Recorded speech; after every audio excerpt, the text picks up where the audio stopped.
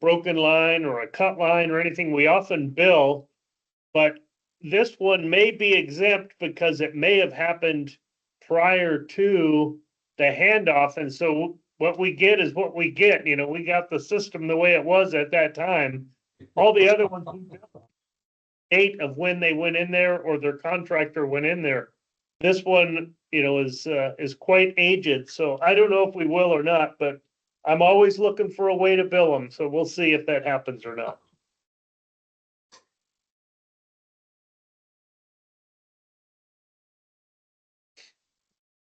Do you have an idea of the cost at this point in time? I don't, but it's probably, it involved a fair amount, you know, a hawk pedestrian walkway and some paving. So it could be a couple $100,000 for all I know, but I do not have that cost though. Okay.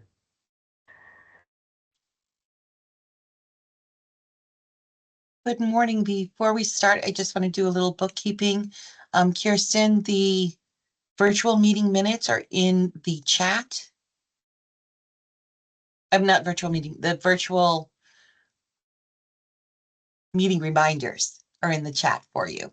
Okay. Also, Jackson has to leave. He has a 10 o'clock. So that is what it is.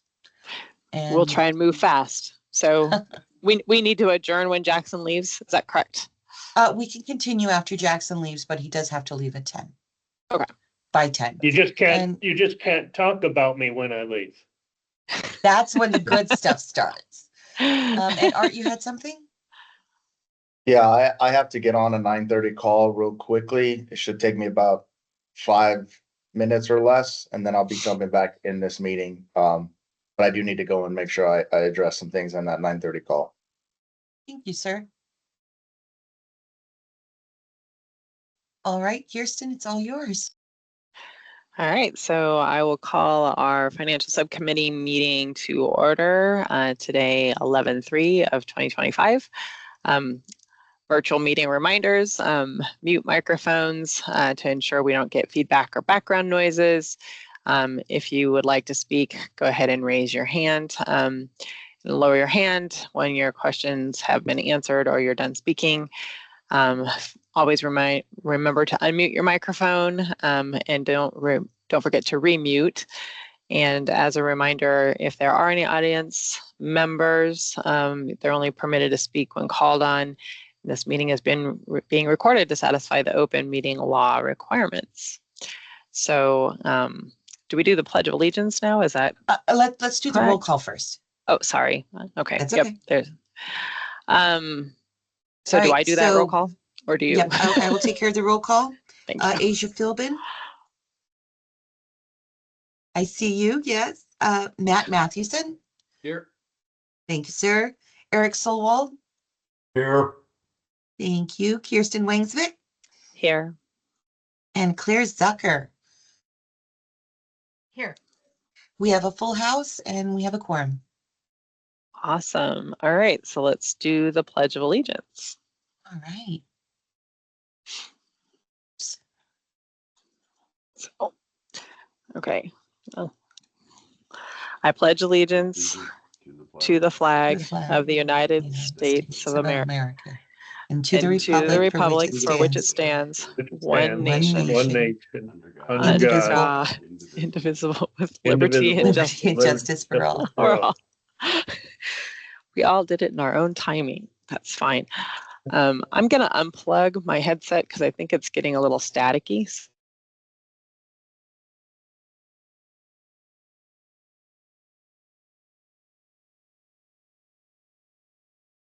We can't hear you, Kirsten. Wait, and we lost her.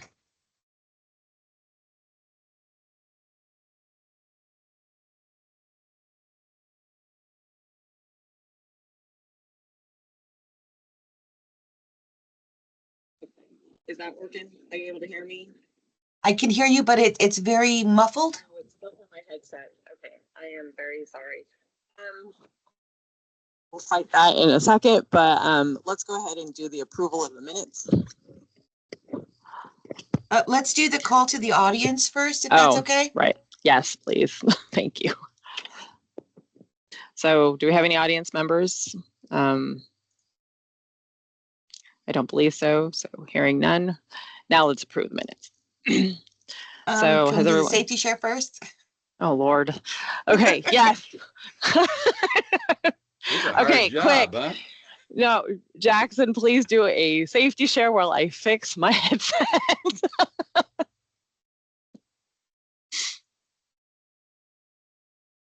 Let me unmute here and,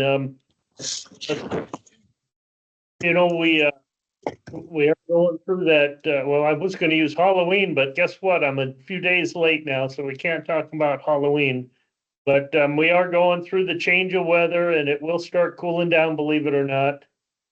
But in the meantime, there are still critters out and, there was some reported cases of mosquito-borne illnesses in Santa Cruz County from some mosquito bites.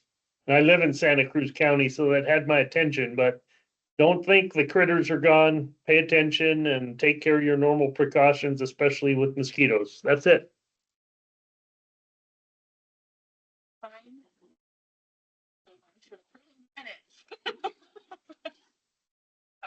We can't hear you, Kristen.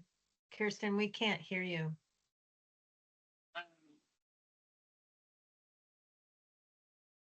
Okay. Is that working? Yep. That works. Okay, I had to hit two buttons. My headset uncharged over the weekend, apparently. Okay, approving the minutes. Has everyone had a chance to read through the minutes from February?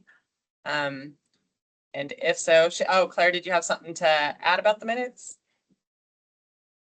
Yeah, I had a comment on, I'm not sure what page it's in, but it's in item 1 at the bottom, and I don't think this is really.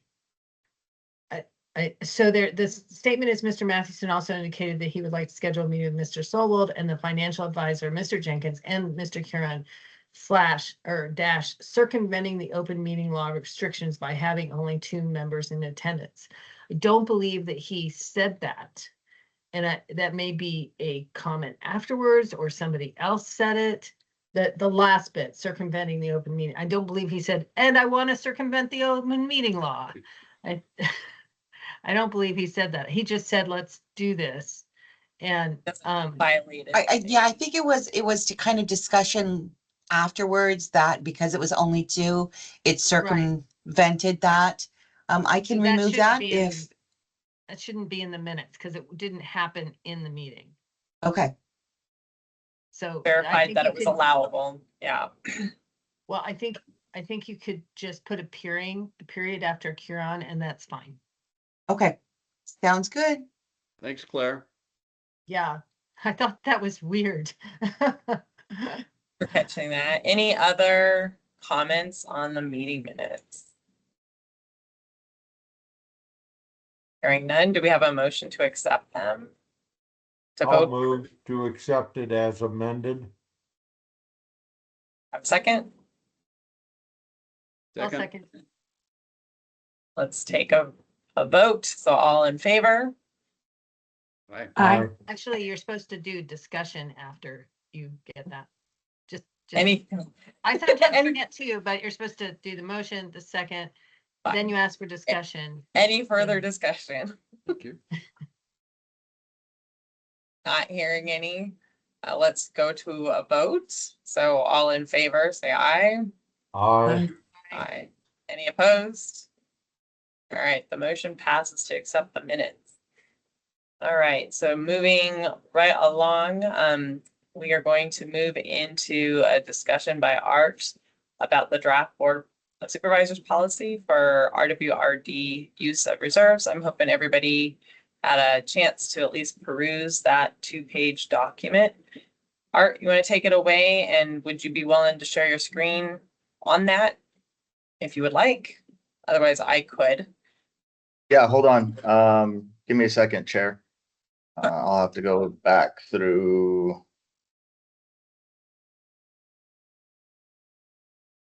Or I can, if it's No, just a matter. I got it. I got it right here.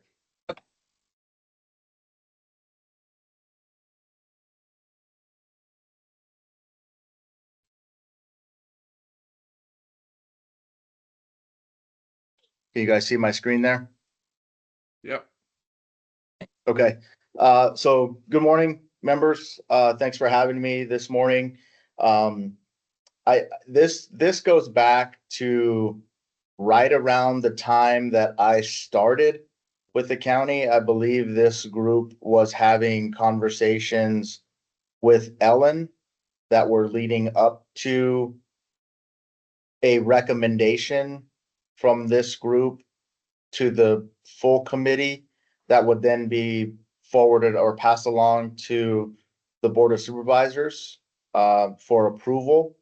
I believe this document encapsulates all of the comments that Ellen and Michelle and team had received or had taken in by this group at the time that I was starting. So I believe this is the most current document. And what we're essentially doing in this document is codifying what we're doing in practice, right? And as most of you heard, I think it was last week, but it may have been the week before now. The time is getting away from me. But this is essentially the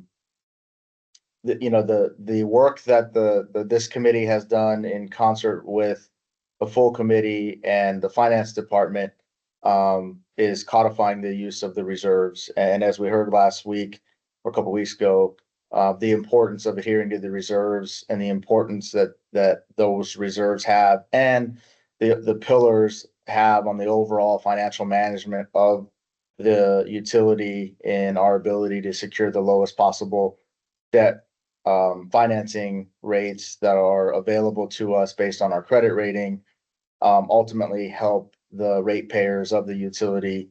And this document serves to codify that. As a matter of fact, the Board of Supervisors did ask for this earlier this summer. It may have been July or August that they asked for this. And so I know that the library district is also going through a similar review with their committee and their director. And so, I want to pause here and ask if there's any questions. It's pretty straightforward. What the policy is, the structure of the rates, how the board can use the cash reserves, and then what I think there is a action item to get back to the reserves if the reserves do need to be used, which is standard practice. So I'm going to pause there and ask if there's any specific questions. We went through some of this information with the financial consultant or financial advisor at the full RWRAC meeting. Forget what that date was now, but it was pretty recently. So I see there's a couple of hands, Madam Chair. I don't know how you want to handle Eva, that. go ahead, since you had a question or a comment first about it. Oh, okay. Yeah, thank you. And thanks, Art, too. I had a question about the 90 days. I think because we did have the full committee meeting and maybe it's come up before, that it sounded like that might be a little lower than like some of the other comparable things that they look at, but that we, Pima County has been able to, make the case for the 90 days and it's not impacting. Can you confirm that or just share a little bit more about that piece? So Yeah, understand. I think so for the committee's perspective, the operating reserve equal to 90 days of budgeted operating expenditures. This is our days cash on hand reserve requirement. As Kurt alluded to in his presentation to the full RWRAC committee, for utilities our size and based on utilities that have similar credit ratings, the rating agencies like to see this number higher for utilities that are in our credit rating profile. But we have been able to demonstrate that the 90 days cash on hand reserve that we do have is sufficient for our utility. And so we're comfortable with this. I mean, obviously we'd like it to be higher, but we do have to balance the reserve requirement with, the operational requirements that the utility needs to make sure that it has sufficient cash to operate. And we feel at this point that we do strike that balance, and there is at this point not an adverse impact on our credit rating, as long as we're able to adhere to those established levels. And I do think that adopting this use of this reserve policy for wastewater will further strengthen our credit profile, because we're taking a proactive step to codify these the practices that have been in place. Okay, thank you. That answers my question. Should we move on to the next person, I- Eric? Or are there any further comments on the 90 days? I guess maybe we should just close that one out. Anybody? Or maybe that'll just come up in further discussion. Well, that was just part of my question, but I'll wait until after Eric. Okay, Eric, go on ahead. We'll just take it in order then. Thank you. I thought there was something missing and I kept looking for it. Within the program, we also do a pay down every year of our debt. And that isn't listed in here. And I wondered if it shouldn't be listed, that we make every effort to provide a substantial pay down of debt, which would also affect our credit rating. Yeah, I think the reason that it's not mentioned here, Mr. Solwald, is because this is a policy that outlines the use of reserves for the utility. And that is that is something that I think we program in every year from the use of available cash. But I don't know that it's appropriate to codify that in a reserve policy by which we're establishing the reserve levels that we want to adhere to, that we want to strive for. And I don't know that it's prudent to necessarily include that here. We definitely codify that in the financial plan and the pillars that we have established and adopted, or that the committee has established and adopted. But it's likely not appropriate here in the use of reserves. Because then it would, you know, I would not recommend putting that in this policy at this point. Okay, I look at it from a perspective, and it's obviously different, that we are always looking to pay down those debts and using excess cash to do it. And I think that's a good thing. I'm not sure that I think you're correct in not putting it in the reserve policy. But we definitely need to continue to make that known, that that's our program, because it does affect what we can borrow in the future. I completely agree with you. And I think that in the financial plan, I do think we do a good job of outlining that as an annual operational process that we go through to identify any excess cash beyond what's in this policy. And that we do that as part of our programming on an annual basis. But I would not recommend that here. But continuing to codify that in our financial plan that we update annually is a great idea. Okay, so. And then I saw Jackson, and then I saw Asia and Matt. Claire is next in order. Jackson put his hand back down, if that still stands. So Claire, go on ahead with your comment Right. discussion. Thanks. So I was wondering if the emergency reserve is actually serving to help support the validity of only having 90 days of other reserve for the agency. Is that part of the reason that the rating agencies are fine with the 90 days? I think that's part of it. Yeah. You know, when the board established that in FY 2010, you know, it helped strengthen the financial profile of the utility. Yeah. And not only that, but that combined with the debt service reserve requirements that we have for each debt, all of that goes into play in terms of how the utility and how the county is managing the utility's financial management. So it all comes together. I don't think there's any one specific Mhm. metric as far as a reserve number that they look at as much as they look at the whole picture. As Kurt, painted that picture, a couple weeks ago for the full RWAC. But the emergency reserve and having that in policy and having that established by the board does certainly help the financial profile of the utility. Great. Well, I just want to say that I really like the way that works. I feel like having that $20 million takes it sort of out of the fluctuation of the budget system, so you, instead of having, 120 days, that number may fluctuate over the year. It's a very solid 20 million should there be an emergency.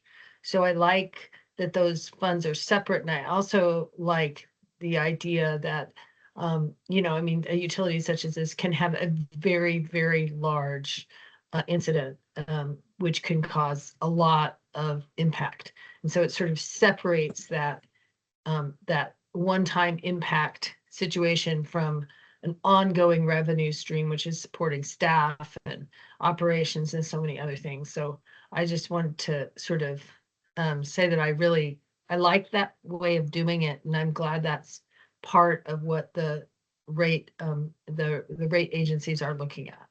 So just my thoughts. Yeah, I would agree that was good foresight from the Board of Supervisors my understanding is that there was a fairly large event that occurred that precipitated that policy. And so I do think it was good foresight for the board to put that into play. I like that it's disengaged from that sort of more ongoing fluctuating reserve. Thank you. Matt, let's go to you. Thank you. I think I'm unmuted, yeah. Art, the policy speaks in terms of the department, and then it speaks in terms of the fund. Is for credit purposes, is there a distinction there? What entity has a credit rating? Is it the wastewater fund or the department, or are they one and the same? Yeah, so that's a good question. So Pima County gets rated as a county overall, and part of that rating includes the different types of debt that we have, and the debt that we're talking about with stormwater are the wastewater revenue obligations, and the funding stream that supports that debt is the wastewater utility fund. And so when we're talking about the fund, we're talking about the revenues and the expenditures that are associated with that fund, which is everything that you guys oversee and you guys provide your analysis of and your recommendations to the Board of Supervisors on. The department is wastewater, right? So wastewater is its own department in our financial structure. And so they're all interrelated. But the fund itself is the credit itself is what gets rated by the rating agencies. And that credit rating is on the stormwater utility fund, right? We're talking about the revenues, talking about the expenditures, we're talking about the calculation of the ratio based on the revenues, the net revenues, and the debt service coverage of the utility. And that's all contained within the stormwater utility fund. Does that make sense? Yeah, it sort of. I guess what triggered it for me was right in the background area where it says policy ensures that the RWRD fund maintains reserves to, and then among other things, secure and maintain the department's credit ratings. And so I just wasn't, if we're distinguishing like we do up in the purpose area there, where this is all about the fund, should it be in that first bullet, secure and maintain the fund's credit ratings? Or is it really the departments? I guess, I've not looked back at the credit rating reviews to see what, how they address it, but just trying to figure out if we need to make that distinction in this particular paper, or if we could just talk about the fund or the department. Yeah, in looking at that, if we wanted to be more global about it, we could say secure and maintain Pima County's credit ratings, because ultimately it falls under the umbrella of the county.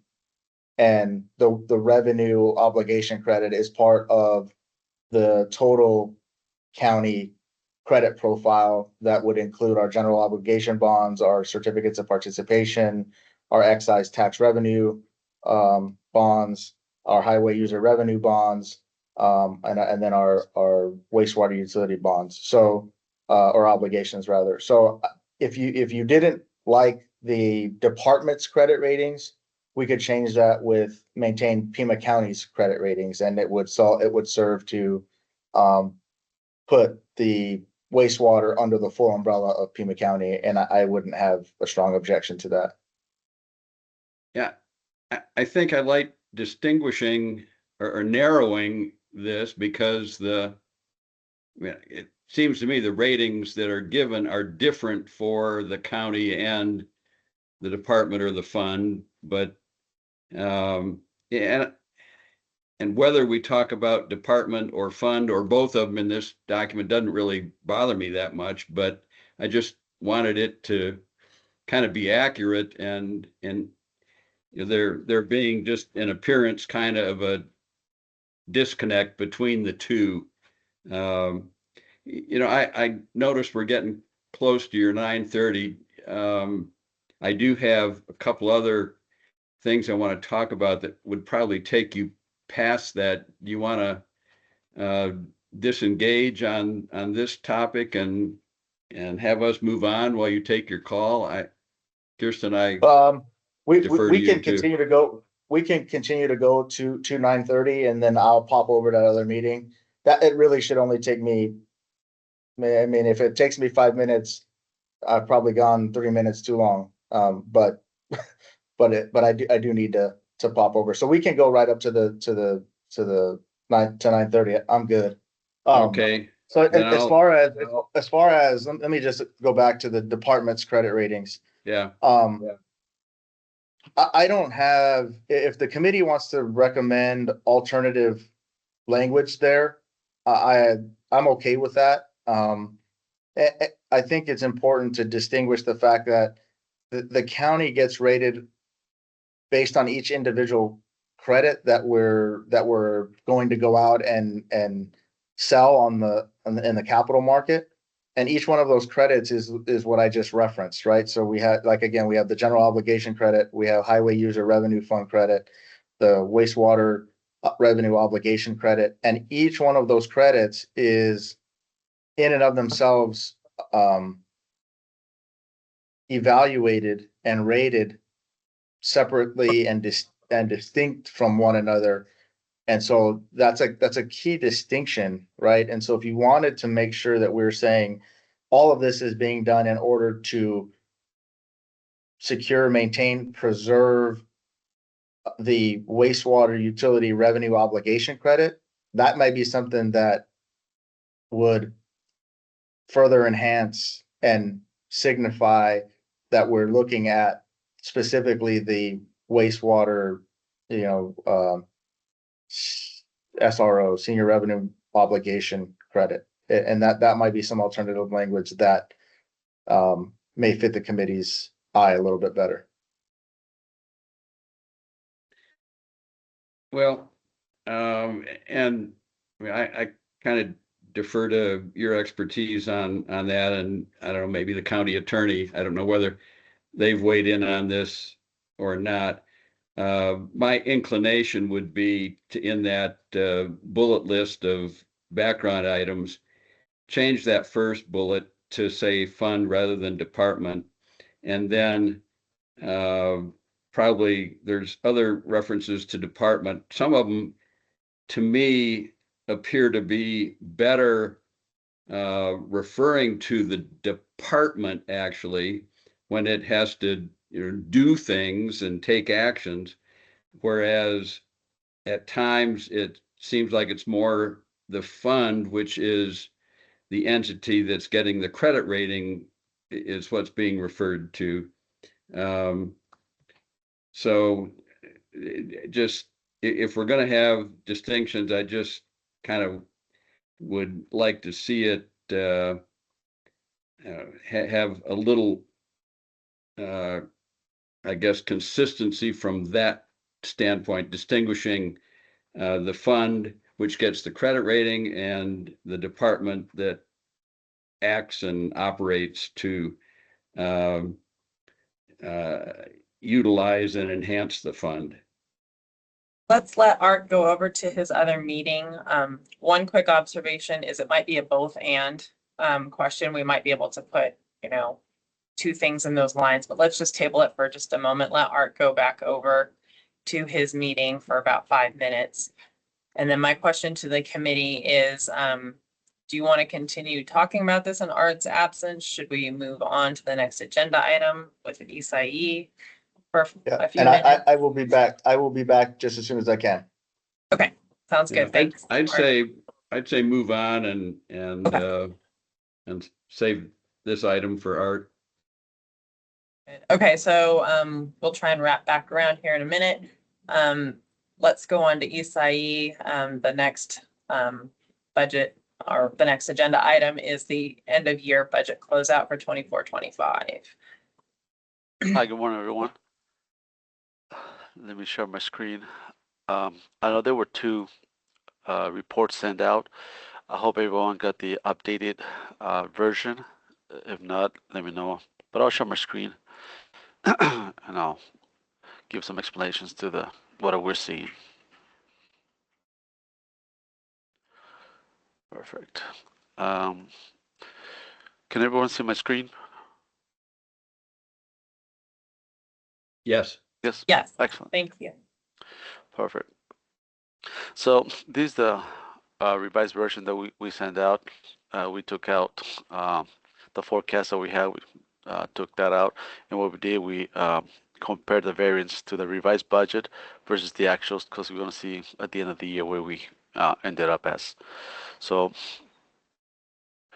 and also we'll let you know, fiscal year 25 still not completely closed. There's a few things still pending. For example, the less contract capital has not been processed yet, so that's still one of the few things about pending. But overall, wastewater, we're about 97% closed out all the charges and revenue coming in. So as of October 27th, we stand for the total O&M expenses. Our adopted budget was $104.8 million. Our revised as well, 104.8. What we did, we transferred some funds between the personnel and capital to supply and services. We shuffled some money around to cover some of the expenses. We ended up with $102.7 million as the actuals for our expenses. And we see that our variance was $2 million to the good. So we were just $2 million a little shy. Some of that was due to our vacancy savings that we normally have for wastewater, and also about $400,000 came in from the pension that we get every year. So that's also included in here as well. That's why we can see that variance a little high. Questions so far? I see a couple of hands. Yeah, so Matt, is your hand up this, or is it Yeah. still up? Yeah. Okay, No. go ahead.